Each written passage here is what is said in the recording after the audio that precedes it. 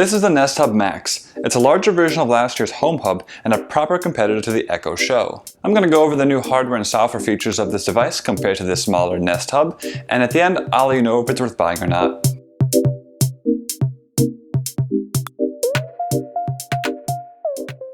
And if you want a more detailed written review, head on over to techtechandmoretech.com or check the link in the description below. Let's get started with the hardware. The overall design of the Nest Hub Max is pretty much identical to the Nest Hub, just about 50% larger.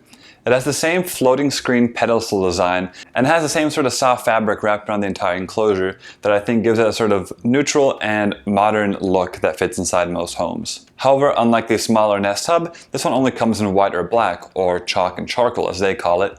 Maybe Google felt that the light blue and the light pink were just a little bit too much on a large device. The display on this device is 10 inches diagonally, which is about the same as the Echo Show and even the Lenovo Smart Display, though it's not quite as gargantuan as a Facebook Portal Plus at 15 inches. The main feature this display has over its competitors is what they call the ambient EQ light sensor. Basically what this does is it senses the ambient light in the room and it adjusts the color temperature of the screen accordingly. So during the day when you've got natural daylight, it's more bluish and neutral, and then as it gets darker and the only light source are your light bulbs, it kind of goes into a more sort of orangey hue. Because of the larger design, this also has larger speakers. So it's got two stereo speakers in the front facing forwards and a 3-inch woofer in the back to provide the bass. I feel pretty much the same way about all speakers in these smart devices, and that's that they are perfectly adequate for what they're designed to do. Some are slightly better than others, but they are still just designed to sort of provide nice ambient music kind of when you're chilling, or maybe just provide some good audio when you're watching like a YouTube video or something. I would say for the Nest Hub Max you can definitely get away with this being your main speaker for like a party or a get together, but again, it's not supposed to be a complete replacement for a dedicated sound system, and that's completely okay. The Nest Hub Max also gained a camera in the front, something that the original Nest Hub was missing. There is no physical slider like there is on like the Echo Show 5, but there is a button on the back that disconnects the actual electronics of the camera and the microphone so that you can feel better about that sort of privacy part of things. The camera on the Nest Hub Max can be utilized in a couple different ways. Firstly, you can do video calls with Duo, which is Google's video chatting service. But nevertheless, it does work, so you install it on your phone, for example, and then whatever contact you have that has it, you can then call them from your Nest Hub Max, and it works perfectly fine. Just like on the Facebook Portal that I reviewed, the Nest Hub Max also has camera tracking. Because it's a stationary device and you are probably going to keep it like in your kitchen or something, when you do make a video call with someone, you're probably going to be walking around and moving around. The camera detects you and then kind of follows you in the frame. So it'll like zoom out or pan left, right, whatever, so that you're always kind of in the frame and the person on the other end isn't just staring blankly at a wall while you're, doing your thing. Secondly, the Nest Hub Max has Nest integration because that's basically Google's smart home division. It works basically like an indoor security camera. You enable it and you download the app on your phone if you don't already have it, and then you can basically pop in whenever you want. You just click on, live feed, and you can watch what your camera sees. It's really high quality. It's pretty quick in real time.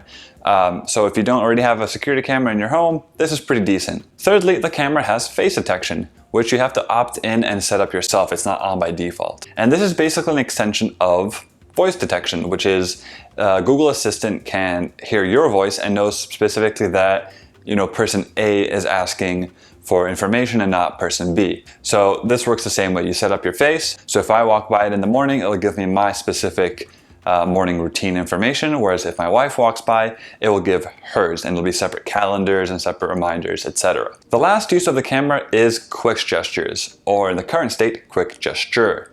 That's because there's only one. And it's a simple one. It is play and pause.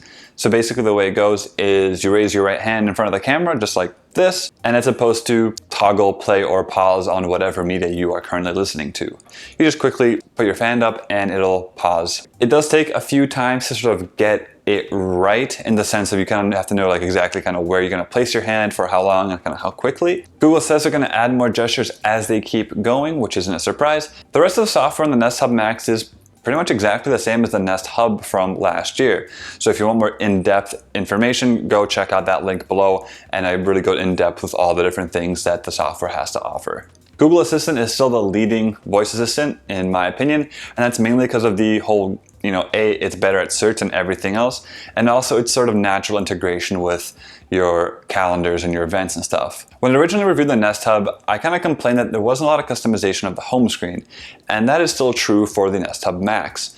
Basically, you've got your option of just a static home screen. You've got photos from the internet or your photos from your Google Photos account, and that's pretty much it. Of course, it's going to be like the weather and the time on there as well. But what I liked on the Echo Show is that you'd have your trending topics kind of always scrolling about. You could have like sports scores, recipes, etc. Stuff like that that would kind of prompt you to interact and ask questions to the device. Now, I have come to learn that a lot of people actually really don't like that, and that you can't turn it off all the way. That you can turn it off almost all the way. So for the people that don't like that, then the Nest Hub Max and the Nest Hub products are definitely going to be for you. Personally, I wish there was a combination of the two, but because Google Photos is so ubiquitous, that basically makes the Nest Hub Max and the Nest Hub in general just like a fantastic photo frame. You're basically just going to have an active slideshow of your best, most recent memories, and then you add in all the Google Assistant functionality, and it does really make the Nest Hub Max a very, very compelling device. So all of this brings us to the golden question. Should you buy it? Well, the Nest Hub Max is $230, which is exactly the same as the Echo Show, so they're really, head to head there. I would say if you're an Android user, it's a no-brainer to go with the Nest Hub Max because you're already in the Google ecosystem. It's all just going to work perfectly seamlessly, no issues. But if you're an iPhone user and you're looking to get either the Nest Hub Max or the Echo Show, and you're not already tied into either ecosystem, I'd say it comes down to one main question.